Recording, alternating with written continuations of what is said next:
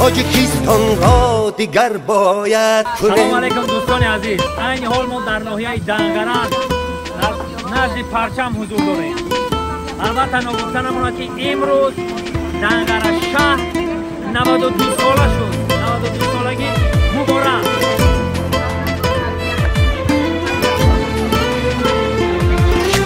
بانگ زحمت گرست هر دم به گوش، می شود نشیرهی تقدیر نوش، می شود نشیرهی تقدیر نوش.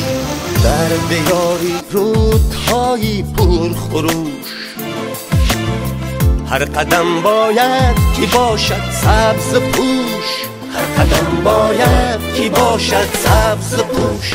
خاکی ملکی خش سر باید کنیم، تاجیکستان را دیگر باید کنیم. باز تاجی خود به سر باید کنیم، تاجیکستان را دیگر باید کنیم. باید از ابری هنر باران کنیم، از تنوری عمر باید نان کنیم. راه سوی قله‌ای ارمان کنیم، بحری رو سرخی ملت جان کنیم.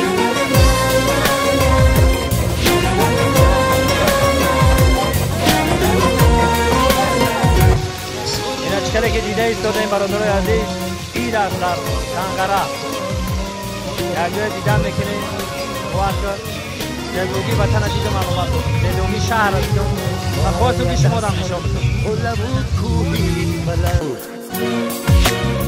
عبرت آموزیم آموزیم پند، عبرت آموزیم آموزیم پند.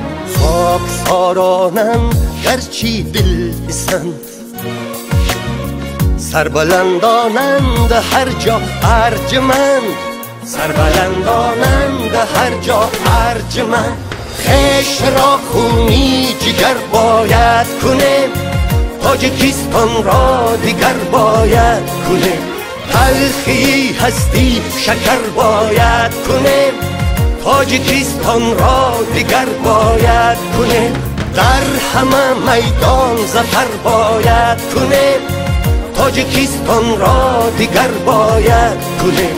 خاک ملکی خش سر باید کنیم، تاجیکستان را دیگر باید کنیم.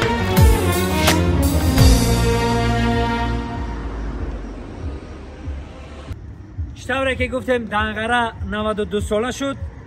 از دوشنبه شهر 8 سال مایده بوده. دوشنبه شهر 8 سال مایده. دوشنبه شهر علاقه 100 ساله. دنگره 92 ساله شد. میریم یک جای دیدن بکنیم. اینا دوستان عزیز، چطوره که شما پیشروی ها رو دیده ایستادین. اینا دانشگاه دولتی طبی ختلان، اینا در دنگره شهر.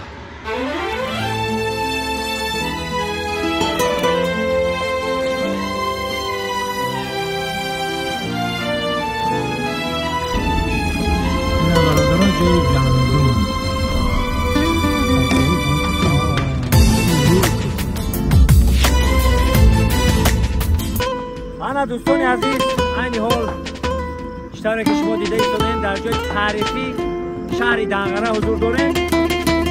اینجا خوشه گندم، یعنی دون غله. دنگره به معنی دون و غله. و یک جای رفته دیدن.